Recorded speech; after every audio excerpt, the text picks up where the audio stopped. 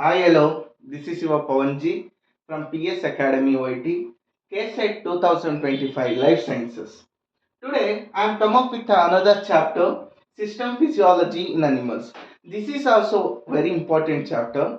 Before going to this, I have to tell something because I have listed some more chapters in the previous videos about 8 to 10 ಕಾನ್ಸೆಪ್ಟ್ಸ್ನ ನಾನು ಪ್ರತಿ ಚಾಪ್ಟರಲ್ಲಿ list out ಮಾಡಿದ್ದೆ. ಈ ಕಾನ್ಸೆಪ್ಟ್ಸ್ನ ನೀವು ಓದಿದ್ರೆ easy scoring ಆಗುತ್ತೆ. So we can reach that our agenda is about 140 plus ಮಾರ್ಕ್ಸ್ನ ನೀವು ಈಸಿಯಾಗಿ ರೀಚ್ ಮಾಡ್ಬೋದು ಅಂತ ಕೂಡ ಹೇಳಿದ್ದೆ. ಈ ಪ್ರೀವಿಯಸ್ ವಿಡಿಯೋಸಲ್ಲಿ ನಾನು ಏನು ಟಾಪಿಕ್ಸ್ನ ಮೆನ್ಷನ್ ಮಾಡಿದ್ದೆ, please focus more on that topics and study well, score 140 plus ಅನ್ನೋದು ನನ್ನ ಉದ್ದೇಶ ಆಗಿರುತ್ತೆ. Please visit our channel, see all the videos in the about many more chapters and study well. ಈಗ ನಾವು ಸಿಸ್ಟಮ್ ಫಿಸಿಯಾಲಜಿ ಇನ್ ಅನಿಮಲ್ಸ್ ನ ನೋಡೋಣ. System physiology in animals ಅಲ್ಲಿ ಫಸ್ಟ್ನೇದು ಬ್ಲಡ್ ಅಂಡ್ ಸರ್ಕ್ಯುಲೇಷನ್. ಈ ಬ್ಲಡ್ ಅಂಡ್ ಸರ್ಕ್ಯುಲೇಷನ್ ಅಲ್ಲಿ ಯಾವ್ದು ಓದಬೇಕು? ಈ ಬ್ಲಡ್ ಅಂಡ್ ಸರ್ಕ್ಯುಲೇಷನ್ ಅಲ್ಲಿ you have to study blood corpuscles and their functions, hemopoiesis, blood volume regulation, blood groups, immunity, hemoglobin and hemostasis. These topics you have to focus more. ಇದರಿಂದಲೂ ಕೂಡ 1 or 2 ಕ್ವಶನ್ಸ್ನ ಕೇಳೋಂಥ chances ಇದೆ. Even 2018 2021 ನಲ್ಲೂ ಕೂಡ ಈ ಕಾನ್ಸೆಪ್ಟ್ಸ್ನ focus ಮಾಡಿ 2 marks ಇಲ್ಲ 4 ಮಾರ್ಕ್ಸಿಗೆ ಕೇಳಿರೋದ್ರಿಂದ so you have to focus blood and circulation. Coming to the second chapter, that is cardiovascular system. This cardiovascular system also very important chapters.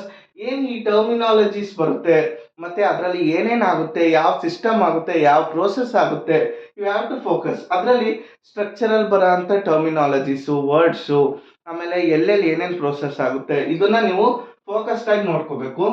ಈಗ ಕಾರ್ಡಿಯೋವ್ಯಾಸ್ಕ್ಯುಲರ್ ಸಿಸ್ಟಮಿಗೆ ಬಂದರೆ structure and anatomy of heart, ಅದರಲ್ಲಿ ಏನು ಓದಬೇಕು? Myogenic ಹಾರ್ಟ್ನ ಓದಬೇಕು, E C G ಓದಬೇಕು, E C G ಅಲ್ಲಿರೋ ಸಿಗ್ನಿಫಿಕೆನ್ಸ್ನ ಓದಬೇಕು. ಇಷ್ಟು ಓದಿದ್ರೆ you can easily understand the basic foundation of cardiovascular system. After that ಇಷ್ಟೆಲ್ಲ ಬೇಸಿಕ್ ಮುಗೀತು. ಆಫ್ಟರ್ ದಟ್ ನೆಕ್ಸ್ಟ್ ಏನು ಓದಬೇಕು? ಕಾರ್ಡಿಯಾಕ್ ಸೈಕಲ್ ಓದಬೇಕು.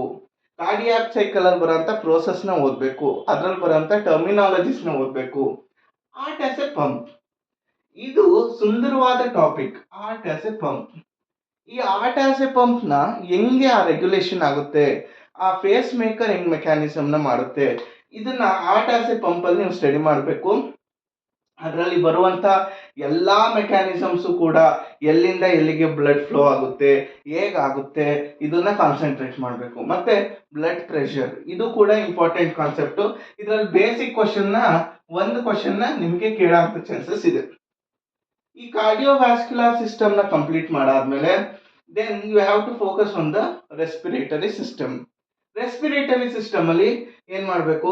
You have to compare the species, different ಸ್ಪೀಶೀಸ್ನ ಕಂಪೇರ್ ಮಾಡಿ ಅದರ ರೆಸ್ಪಿರೇಟರಿ ಸಿಸ್ಟಮ್ನ ಯು ಹ್ಯಾವ್ ಟು ಸ್ಟಡಿ. ಅದಾದಮೇಲೆ ಟ್ರಾನ್ಸ್ಪೋರ್ಟು, ಎಕ್ಸ್ಪೋರ್ಟ್ ಆಫ್ ಗ್ಯಾಸಸ್ನ ನೀವು ಸ್ಟಡಿ ಮಾಡಬೇಕು. ಇದು ನೋಡಿದ್ರೆ ರೆಸ್ಪಿರೇಟರಿ ಸಿಸ್ಟಮ್ಮು ಇಟ್ಸ್ ಎನಫ್. ಇಷ್ಟು ಓದಿದ್ರೆ ಇದ್ರ ಮೇಲೆ ಈ ಕ್ವಶನ್ಸ್ ಕೇಳಲ್ಲ. ಸ್ಪೀಶೀಸ್ ಕಂಪ್ಯಾರಿಸನ್ ಓದಬೇಕು, ಟ್ರಾನ್ಸ್ಪೋರ್ಟು ಮತ್ತು ಎಕ್ಸ್ಪೋರ್ಟ್ ಆಫ್ ಗ್ಯಾಸಸ್ನ ಓದಬೇಕು. After that nervous system. ಈ ನರ್ವಸ್ ಸಿಸ್ಟಮ್ ಕೂಡ ತುಂಬಾ ಇಂಪಾರ್ಟೆಂಟ್ ಆಗುತ್ತೆ. ಈ ನರ್ವಸ್ ಸಿಸ್ಟಮ್ ಓದಿದ್ರು ಕೂಡ ನಿಮಗೆ ಪ್ರಾಬಬ್ಲಿ 2 to 3 ಕ್ವಶನ್ಸ್ನು ಬರೋಂಥ ಚಾನ್ಸಸ್ ಇದೆ. ಈ 2021 ಮತ್ತೆ 2016 ಅಲ್ಲಿ ಈ ಕ್ವಶನ್ಸ್ನ ಕೇಳಿದ್ದಾರೆ. ನರ್ವಸ್ ಸಿಸ್ಟಮ್ ಅಲ್ಲಿ 2 ಕ್ವಶನ್ಸ್ 3 ಕ್ವಶನ್ಸ್ನ ರೆಗ್ಯುಲರ್ ಆಗಿ ಕೇಳಿದ್ದಾರೆ. ಈ ರೂಟೀನ್ ಆಗಿ ಕೇಳೋಂಥ ಕ್ವಶನ್ಸು ಕೂಡ ನರ್ವಸ್ ಸಿಸ್ಟಮ್ ಅಲ್ಲಿ ಕೇಳ್ತಾರೆ. ಈ ನ್ಯೂರಾನ್ಸ್ ಓದಬೇಕು, action potential, neuro anatomy of the brain and spinal cord, ಮತ್ತೆ ಸೆಂಟ್ರಲ್ ನರ್ವಸ್ ಸಿಸ್ಟಮ್ ಆಗಿರ್ಬೋದು, peripheral nervous system, neuro control of muscle tone and postures. ಇದನ್ನ ನೀವು ಕಾನ್ಸಂಟ್ರೇಟ್ ಮಾಡಿದ್ರೆ ಈ 2 to 3 ಕ್ವಶನ್ಸ್ ನಿಮಗೆ ಬರುತ್ತೆ. ಅಂದ್ರೆ 4 to 6 ಕ್ವಶನ್ಸ್ 6 ಮಾರ್ಕ್ಸ್ ನಿಮ್ಮ ಪಾಕೆಟ್ ಅಲ್ಲಿ ಇರುತ್ತೆ ಅಂತ ಅರ್ಥ. After studying these nervous system, you have to focus on the sense organs. In the sense organs, you have to focus on the vision, hearing, tactile responses ಮೇಲೆ ನೀವು concentrate ಮಾಡಬೇಕು. ಇದರಲ್ಲೂ ಕೂಡ ಕ್ವಶನ್ಸ್ ಕೇಳೋಂಥ ಚಾನ್ಸಸ್ ಇದೆ, ಬಟ್ ಪ್ರಾಬಬ್ಲಿ ಕಡಿಮೆ ಅಂತ ಹೇಳ್ಬೋದು. ಆದರೆ ಕೇಳಿದರೆ ಒಂದು ಕ್ವಶನ್ನ ಕೇಳ್ತಾರೆ. After this, excretory system. In the excretory system, excretory system also very important. ಇದರಲ್ಲಿ ಮೇನ್ ಆಗಿ physiology of excretion very very important. ಈ ಕಾನ್ಸೆಪ್ಟ್ನ ನೀವು ಏನು ಅಂದರೆ ತರೋವಾಗಿ ರೆಡಿ ಆಗಬೇಕು. ಈ ತರೋನೆಸ್ ನಿಮಗೆ ಏನು ಬಂತು ಅಂದರೆ ಯು ಕ್ಯಾನ್ ಸ್ಕೋರ್ ಮೋರ್. ಯಾವುದಾದ್ರೂ ಅಷ್ಟೇ, ಈ ಫಿಸಿಯಾಲಜಿ ಆಫ್ ಎಕ್ಸ್ಕ್ರೀಷನ್ ಅಂತ ಅಲ್ಲ, ಬ್ಲಡ್ ಅಂಡ್ ಸರ್ಕ್ಯುಲೇಷನ್ ಆಗಿರ್ಬೋದು, ಕಾರ್ಡಿಯೋವ್ಯಾಸ್ಕ್ಯುಲರ್ ಸಿಸ್ಟಮ್ ಆಗಿರ್ಬೋದು, ನರ್ವಸ್ ಸಿಸ್ಟಮ್ ಆಗಿರ್ಬೋದು, ಎಕ್ಸ್ಕ್ರೀಟರಿ ಸಿಸ್ಟಮ್ ಆಗಿರ್ಬೋದು, ಥರ್ಮಲ್ ರೆಗ್ಯುಲೇಷನ್ ಆಗಿರ್ಬೋದು, ಡೈಜೆಸ್ಟಿವ್ ಸಿಸ್ಟಮ್ ಆಗಿರ್ಬೋದು, ಎಲ್ಲ ಟಾಪಿಕ್ಸಲ್ಲೂ ಕೂಡ ನೀವು ಎಲ್ಲ ಕಾನ್ಸೆಪ್ಟ್ಸ್ನು ನಾನು ಯಾವ ಕ್ವಶನ್ ಕೇಳಿದ್ರು ರೆಡಿ ಇದ್ದೀನಿ, ಯಾವ ಟರ್ಮಿನಾಲಜಿ ಕೇಳಿದ್ರು ರೆಡಿ ಇದ್ದೀನಿ, ಯಾವ ಪ್ರೋಸೆಸ್ ಕೇಳಿದ್ರು ರೆಡಿ ಇದ್ದೀನಿ. ಮತ್ತು ಅದರಲ್ಲಿ ಬರೋ ಅಂಥ ಟರ್ಮಿನಾಲಜೀಸಲ್ಲಿ ಯಾವ ಥರ ಟ್ವಿಸ್ಟ್ ಮಾಡಿ ಕೇಳಿದ್ರು ಅವರು ಬೇಕಾದರೆ ಈಗ ಎಮ್ ಎಸ್ ಸೆಟ್ ಆಯಿತು, ಜೂನ್ ಅಂದ್ಕೋತೀನಿ, ಜೂನಲ್ಲಿ ಎಮ್ ಎಸ್ ಸೆಟ್ ಆಯಿತು. ಪ್ರಾಬಬ್ಲಿ 30 to 40% ಈ CSIR ನೆಟ್ ಏನಿದೆ ಅದ್ರ ಅಂದರೆ ಅದೇ ಕ್ವಾಲಿಟಿನ ಮೇಂಟೈನ್ ಮಾಡಿದ್ದಾರೆ. ಸೊ ನಾವು ಹೇಳೋಕ್ಕಾಗಲ್ಲ, ಈ ಸಲ KSET KEನು ಕೂಡ ಈ ಕ್ವಾಲಿಟಿನ ಮೇಂಟೈನ್ ಮಾಡ್ಬೋದು ಅಂತ ನಾನು ಅನ್ಕೋತೀನಿ. ಸೊ ನೀವು ಯಾವ ಕಾನ್ಸೆಪ್ಟ್ ಹೆಂಗಾದರೂ ಕೊಡಲಿ, you have to ready to answer those questions. ಈಗ ಎಕ್ಸ್ಕ್ರೀಟರಿ ಸಿಸ್ಟಮಲ್ಲಿ physiology of excretion very important. Kidney ಆದಮೇಲೆ ದ ಸ್ಟ್ರಕ್ಚರ್, ನೆಫ್ರಾನ್ ಸ್ಟ್ರಕ್ಚರ್ ಹೇಗಿರುತ್ತೆ, ಅದು ಸ್ಟ್ರಕ್ಚರಲ್ಲಿ ಹೆಂಗ್ ಡಿವಿಷನ್ ಆಗಿದೆ ಅದನ್ನು ನೀವು ನೋಡ್ಕೋಬೇಕಾಗುತ್ತೆ. Urine formation, after urine formation waste elimination, ಆಮೇಲೆ micturition, this is also very important. ಈ ಮಿಕ್ಚುರೇಷನಲ್ಲೂ ಕೂಡ ಕ್ವಶನ್ಸ್ ಕೇಳೋಂಥ ಚಾನ್ಸಸ್ ತುಂಬ ಇದೆ. Regulation of water balance, blood volume, blood pressure, electrolyte balance, then acid base balance. ಈ ಬ್ಯಾಲೆನ್ಸಿಂಗ್ ನೇಚರ್ ಏನಿದೆ, this is very important. ಈ ಬ್ಯಾಲೆನ್ಸಿಂಗ್ ನೇಚರಲ್ಲಿ they can ask problem also. So you have to focus more on the excretory system, the nervous system, cardiovascular system. ಈ concepts ಮೇಲೆ ನೀವು focus ಮಾಡಿದರೆ more ಕ್ವಶನ್ಸ್ನ ಕೇಳ್ತಾರೆ. ಆಮೇಲೆ ಕಿಡ್ನಿ ಬೇಸ್ಡ್ ಮೇಲೂ ಕ್ವಶನ್ಸ್, ಎಕ್ಸ್ಕ್ರೀಷನ್ ಮೇಲೆ 2024 ಆಗಿರ್ಬೋದು, 23 ಆಗಿರ್ಬೋದು, ತುಂಬ ಕ್ವಶನ್ಸ್ನ ಕೇಳಿದ್ದಾರೆ. ಮಿನಿಮಮ್ 1 ಕ್ವಶನ್ ಆದರೂ ಕೂಡ ಬಂದೇ ಇದೆ ಈ ಎಕ್ಸ್ಕ್ರೀಟರಿ ಸಿಸ್ಟಮ್ ಮೇಲೆ. ಸೊ ಫೋಕಸ್ ಮಾಡಿ ಓದಬೇಕಾಗುತ್ತೆ. ಆಫ್ಟರ್ ದಿಸ್, ಥರ್ಮೋರೆಗ್ಯುಲೇಷನ್ ಕೂಡ ಇಂಪಾರ್ಟೆಂಟು. ಇದರಲ್ಲಿ ಬೇಸಿಕ್ ಕ್ವಶನ್ ಕೇಳ್ತಾರೆ. ಬೇಸಿಕ್ ಕೇಳಿದ್ರು ಕನ್ಫ್ಯೂಸಿಂಗ್ ಕ್ವಶನ್ಸ್ ಆಗಿರುತ್ತೆ. ಸೊ ಆ ಟರ್ಮಿನಾಲಜೀಸ್ನ ನೀವು ನೋಡ್ಕೋಬೇಕು.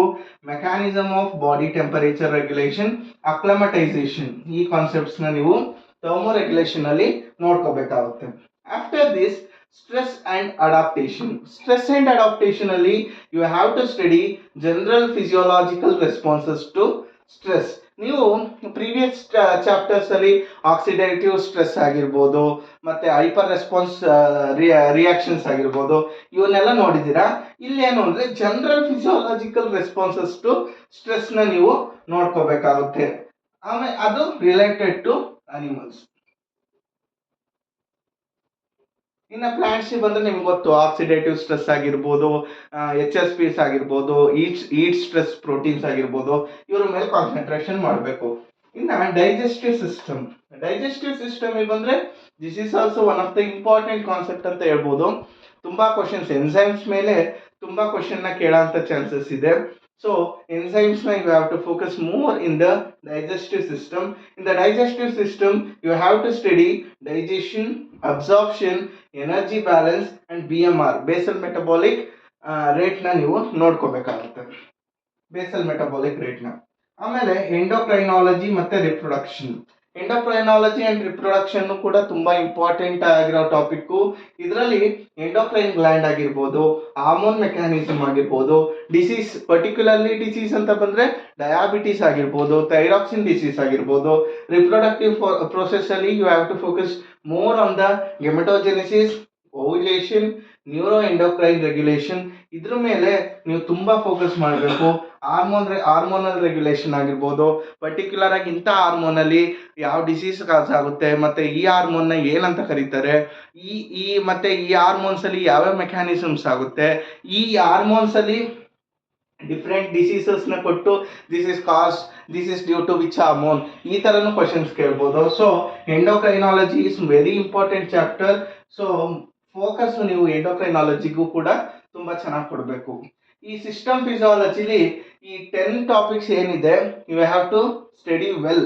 ಯಾಕೆಂದ್ರೆ ಮೇಜರ್ ಕಾಂಟ್ರಿಬ್ಯೂಷನ್ ಈ ಚಾಪ್ಟರ್ ಅಲ್ಲಿ ಆಗೋದ್ರಿಂದ ಯು ಕ್ಯಾನ್ ಈಸಿಲಿ ಸ್ಕೋರ್ 140+. ನಾನೇನು ಪ್ರೀವಿಯಸ್ ವಿಡಿಯೋಸಲ್ಲಿ ಎಲ್ಲ ಚಾಪ್ಟರ್ನು ಮೆನ್ಷನ್ ಮಾಡಿಕೊಂಡು ಎಲ್ಲ ಟಾಪಿಕ್ಸ್ನು ಹೇಳ್ಕೊಂಡು ಬರ್ತಿದ್ದೀನಿ. So please see all the videos. It will contribute to score more about 140+ marks. Study well, work hard, you will be success in the KCET examination. ನೀವೇನು assistant professor ಆಗಬೇಕು ಅಂತ ಕನಸು ಕಾಣ್ತಿದ್ದೀರೋ, ಈ ಎಲಿಜಿಬಿಲಿಟಿ ಸ್ಟೆಪ್ಪಿಗೆ ನಿಮ್ಗೊಂದು ಬೂಸ್ಟಪ್ ಸಿಕ್ದಂಗೆ ಆಗುತ್ತೆ, ಒಂದು ಎನರ್ಜೈಸ್ಡ್ ಆದಂಗೆ ಆಗುತ್ತೆ. So study well all these concept and get eligible for the assistant professor. After seeing all this video, please subscribe to my channel, that is PS Academy YT.